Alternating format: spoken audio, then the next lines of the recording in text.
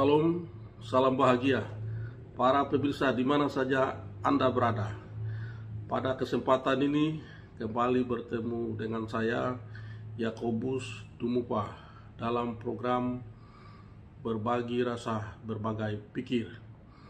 Pada kesempatan ini saya akan membagi perasaan dan pikiran saya berkait dengan segala dinamika kehidupan yang kita alami di atas planet bumi yang kita tempati bersama. Yang menjadi topik pembahasan kita pada kesempatan ini berkaitan dengan proses pencalonan dan pemilihan Kapolri yang telah dilakukan beberapa waktu yang lalu.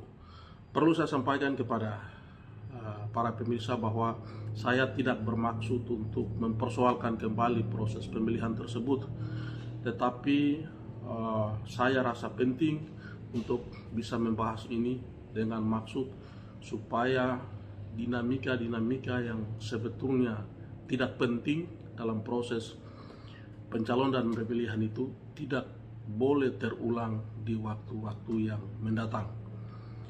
Para pemirsa sekalian, sebagaimana kita ketahui bersama, beberapa waktu lalu ketika Bapak Presiden Republik Indonesia mencalonkan Bapak Komjen Listio Sigit Prabowo sebagai calon tunggal Kapolri, terjadi pro dan kontra.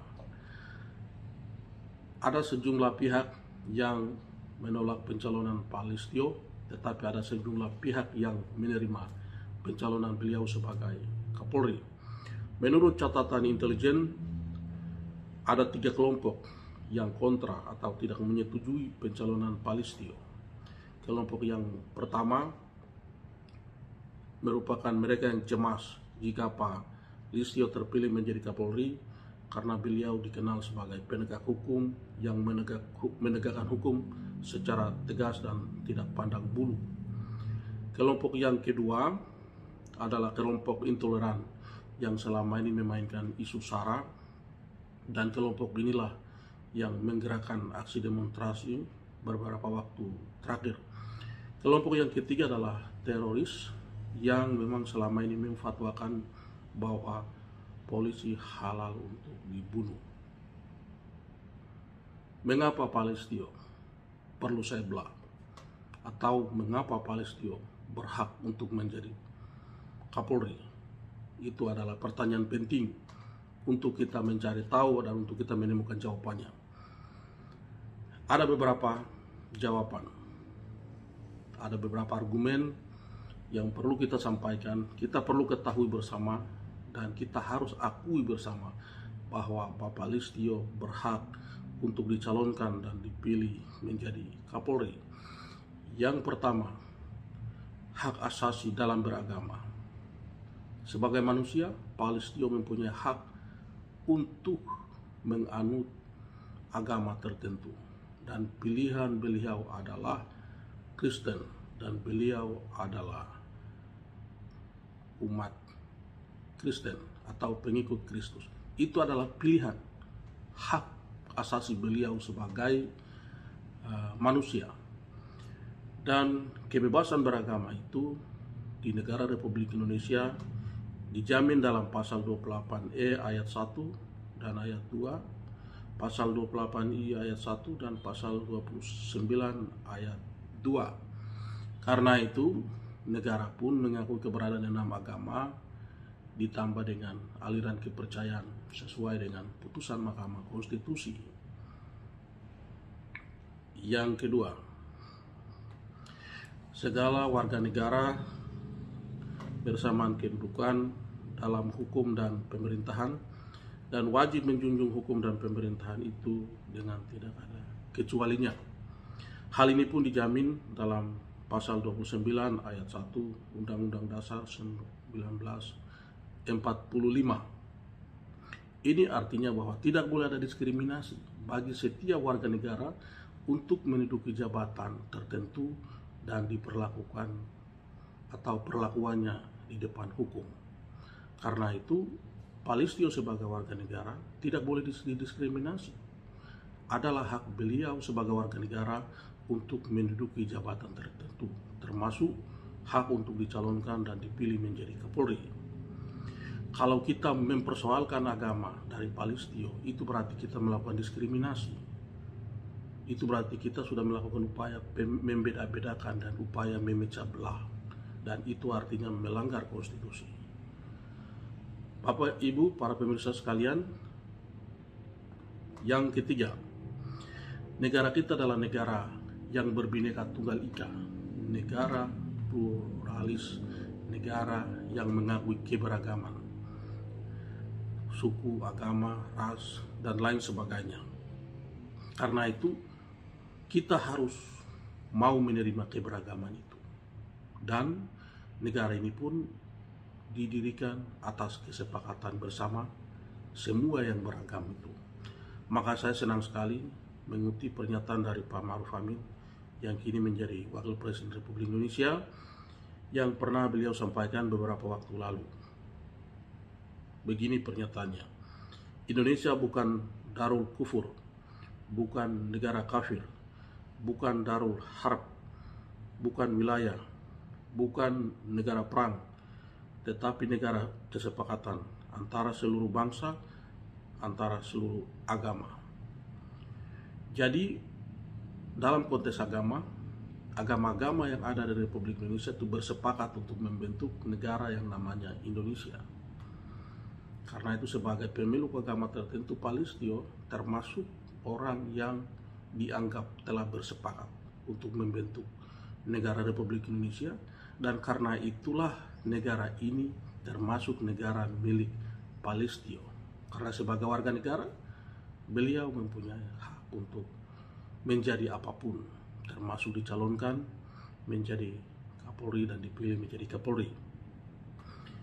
Yang keempat, adanya kekhawatiran bahwa apabila Palestio menjadi Kapolri, maka akan terbentuk tirani minoritas yang mengancam eksistensi kelompok mayoritas. Hal ini tentu tidak benar. Tidak ada bukti selama ini ketika seseorang yang berasal dari kelompok minoritas ketika berkuasa, kemudian yang bersangkutan membentuk tirani minoritas yang menjadi ancaman bagi kelompok mayoritas. Karena itu anggapan ini sesuatu anggapan yang mengada-ada, anggapan yang tidak benar.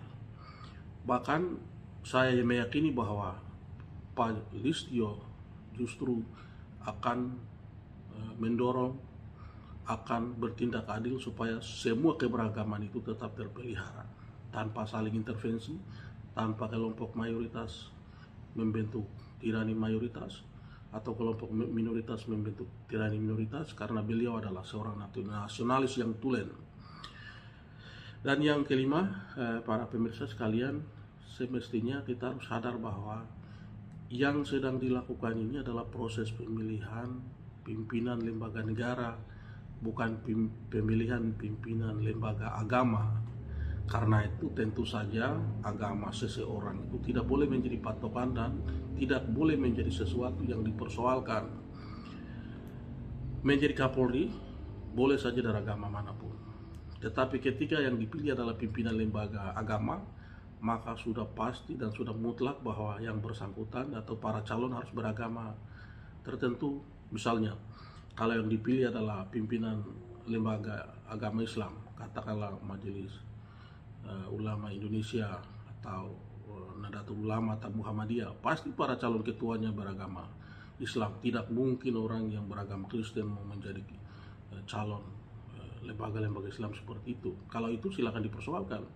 Dan sebaliknya juga, seorang yang beragama Islam tidak mungkin menjadi calon ketua KWI misalnya. Jelas-jelas pasti yang menjadi ketua KWI adalah seorang uskup dan harus itu beragama Katolik. Nah, hal-hal itulah yang harus kita pikirkan atau kita sadari bersama. Para pemirsa sekalian, sekalipun agama Palestio itu dipersoalkan, tetapi dalam proses fit and proper test di DPR RI, para anggota DPR RI tidak mempersoalkan itu. Jadi jualan agama, isu-isu agama yang dimainkan itu justru tidak laku di Senayan. Karena itu langkah Pak Listio untuk menduduki kursi Kapolri mulus-mulus saja. Itu terbukti dengan secara aklamasi semua partai di DPR RI menyatakan setuju mendukung Pak Listio menduduki jabatan sebagai Kapolri. Dan ini hal yang positif. Dan ke depan dalam hal-hal semacam ini memang harus ada kesepakatan, harus ada komitmen bersama bahwa agama tidak boleh menjadi alasan untuk bagi seseorang untuk menduduki jabatan-jabatan tertentu.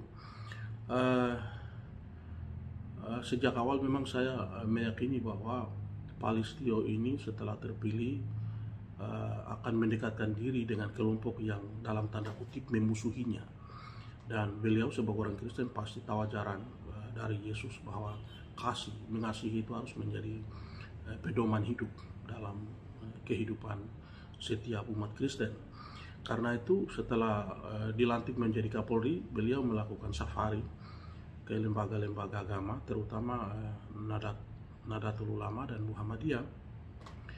Dan ketika berkunjung ke kantor pusat Nahdlatul Ulama oleh Pak Ketua NU, Pak Listio itu dijuluki sebagai NU cabang Kristen. Dan itu merupakan respon yang baik bahwa Nahdlatul Ulama secara kelembagaan tidak mempersoalkan Pak Listio. Dan kunjungan-kunjungan yang sama pun beliau lanjutkan ke tempat-tempat lain atau ke lembaga-lembaga agama lain, terutama dari kalangan Islam. Dan itulah hebatnya Pak Listio. Dan beliau benar-benar mengamalkan ajaran kasih yang menjadi dasar ajaran dari Yesus. Bapak Ibu sekalian, untuk kepentingan ke depan, saya kira hal-hal yang semacam ini tidak boleh terjadi. Semestinya kita harus tahu bahwa sebagai warga negara Indonesia, semua orang itu punya hak untuk menduduki jabatan-jabatan tertentu. Karena itu apapun latar belakang yang bersangkutan, sepanjang itu sesuai dengan aturan perundang-undang, tidak boleh dipersoalkan. Pluralisme Indonesia itu harus kita rawat dan kita jaga secara bersama-sama. Gus Dur harus menjadi contoh, harus menjadi panutan betapa beliau dengan gigih memperjuangkan pluralisme itu. Karena beliau sadar negara ini memang dibangun atas kesepakatan segala yang beragam atau berbeda-beda. Makanya pada suatu kesempatan Pak Gus Dur pernah menasihati kita semua dengan pernyataan yang sebagai berikut. Jika kamu membenci orang karena dia tidak bisa membaca Al-Quran, berarti yang kamu pertuhankan itu bukan Allah, tetapi Al-Quran. Jika kamu memusuhi orang yang berbeda agama dengan kamu, berarti yang kamu pertuhankan itu bukan Allah, tetapi agama.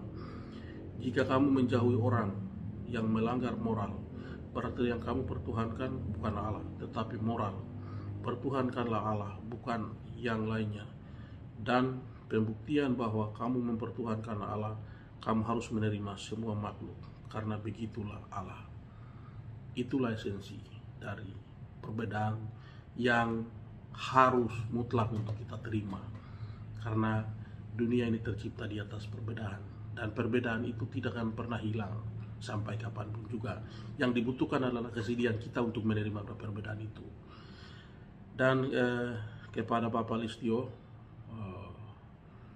sebagai orang Kristen pengikut Kristus, saya yakin beliau ini benar-benar mengamalkan ajaran kasih dari Yesus.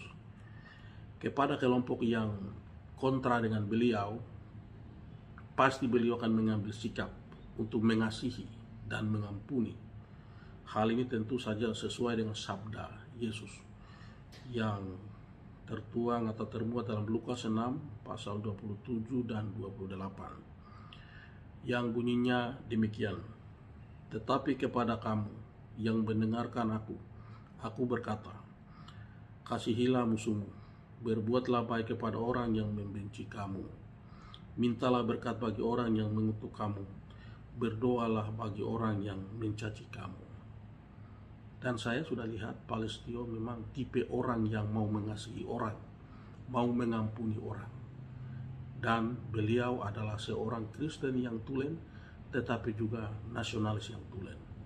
Perpaduan antara Kristen yang tulen dan nasionalisme yang tulen, itulah yang akan membentuk karakter beliau sebagai seorang pemimpin yang baik, pemimpin yang hebat dalam Polri ke depan. Dan sekarang sudah waktunya, lepaskan semua perbedaan pendapat, lepaskan segala perbedaan kepentingan. Pak Listio sudah dilantik menjadi Kapolri. Sudah waktunya saya mengajak kita semua secara bersama-sama untuk berkata kepada Pak Listio, selamat Bapak Listio Sigit Prabowo. Anda warga negara Indonesia, Anda berhak untuk menjadi Kapolri. Salam, salam bahagia, sampai jumpa.